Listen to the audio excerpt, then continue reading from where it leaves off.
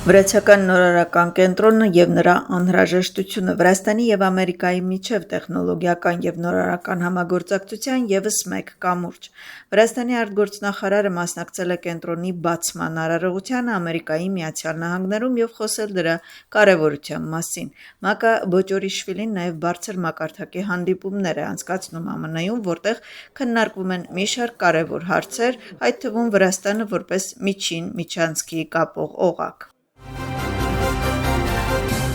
Հոկտեմբերի 4-ին Աթոնելի պալատի մոտակայքում տեղի ունեցած իրադարձությունների կապակցությամբ ձերբակալված 15 անձանցից 8-ը կստորագրեն մեղադրանքի խոստովանության համաձայնություն։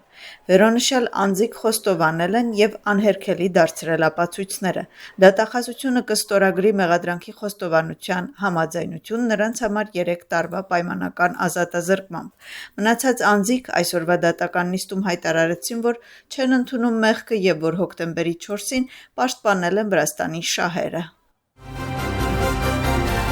Մեստիայի մունիցիպալիտետում անցկացված խուզարկությունների արդյունքում ներքին գործերի նախարարության աշխատակիցները որպես ապացույց լրացուցիչ առևանգել են 47 մաներ։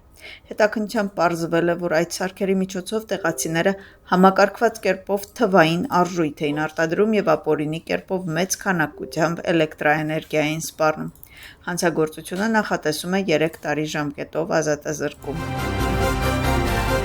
Վրաստանի արտաքին գործերի նախարարը արձագանքել է Վրաստանի եւ Ամերիկայի միջև հարաբերությունների վերաբերյալ արած Մարկ Ռոբիոյի հայտարարությանը։ Բացատրել է, որ Վրաստանը աշխատում է Միացյալ Նահանգների հետ երկրի վերականգնած հարաբերությունների բովանդակության վրա։ Մակա Բոճորիշվիլին նաև խրախուսական է անվանել պետքարտուղարի տեղակալ Քրիստոֆեր Լանդուայի ուղերձները եւ նշել, որ Վրաստանի եւ Ամերիկայի միջև հարաբերությունները կշարունակեն զարգանալ։ Թբիլիսիում դեռևս գնահատում են Մարկո Ռուբիոյի հայտարարությունը ԱՄՆ-Վրաստան հարաբերությունների վերաբերյալ։ Ընդդիմության մեջ ոմանք ունեն հոռետեսական սպասումներ, բայց վրացական երազանքում ասում են, որ սա ցույց է տվել, որ հնարավոր է խոսել դրական փոխշահավետ օրակարգի մասին։ ԱՄՆ-ի պետքարտուղարը հայտարարել է, որ Վրաստանի կառավարությունը որոշակի քայլեր է ձեռնարկել, որոնք ցույց են տալիս, որ նրանք ցանկանում են բարելավել հարաբերությունները Միացյալ Նահանգների հետ։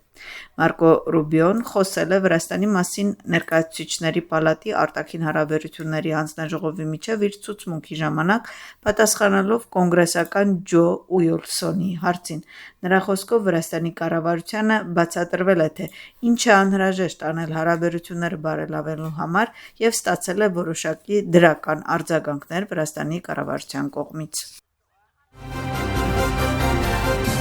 ՄԱԿ-ի գլխավոր ասամբլեան ընդունեց Վրաստանի օկուպացված շրջաններից ներքին տեղահանված անձանց եւ փախստականների կարգավիճակի վերաբերյալ բանաձև։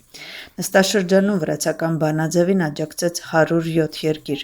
ՄԱԿ-ում Վրաստանի դեսպան Դավիթ Բագրաձեն իր ելույթում նշեց, որ բանաձևի նախագծի հիմնական նպատակն է քննարկել էթնիկ զտումների հետևանքով իրենց տները լքած փախստականների եւ ներքին տեղահանված անձանց դժվարին մարդասիրական վիճակը։ Արտաքին գործերի նախարարը շնորհակալություն է հայտնում աջակիցներին։ Ընդդիմադիր դաշինքում տարաձայնությունները շարունակվում են Միխայիլ Սաակաշվիլի եւ Նիկա Մելիայի փոխադարձ քննադատությունից հետո Նիկա Գվարամյան եւ Թամար Չերգոլեիշվիլին սոցիալական ցանցերում քննադատական դիրքորոշումներ են հրապարակում։ Հրապարակումները վերաբերում են ազգային շարժման քաղաքական կարողություններին եւ դերին։ Վեճի առարկա է նաեւ այն հարցը, թե որ ընդդիմադիր կուսակցությունն է, որ կուսակցություններից խլել է կողմնակիցներին, իսկ այդ դեպքում վեճը վերաբերում է նոր կուսակցություն եւ ազգային շարժում կողմնակիցների թիմին։ Օրինակ Նիկա Գվարամյան գրում է, որ Սաակաշվիլիի գործոնը շահագործելուց բացի ազգային շարժումը վաղուց ոչինչ չգիտի եւ ոչինչ չի անում։ Մշակույթի կոմիտեն քննարկեց եւ աջակցեց հանրային հեռարձակողի 2025 թվականի զեկույցին։ Փաստաթուղթը պատգամավորներին ներկայացրեց Հոգաբարձուների խորհրդի նախագահ Վասիլ Մաղլափերիձեն կենտրոնացավ նոր շենքում հեռարձակման լիարժեք գործունեության, առաջին ալիքի խոշոր նախագծերի, այդ թվում մանկական եվրատեսիլի երգի մրցույթը ամենաբարձր մակարդակով անցկացնելու փաստի և մոտ ապագայում նախատեսված նորարարությունների վրա։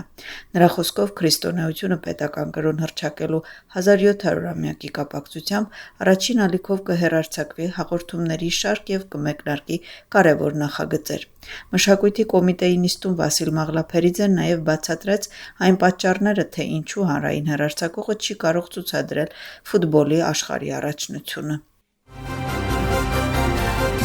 Խորհրդարանում տեղի ունեցել լեզվակռիվ իրավական և մարդու իրավունքների հանձնաժողովների համատեղ նիստում առերեսվել են պատգամավորներ Ալուդա Ղուդուշաուրին և Սոֆիո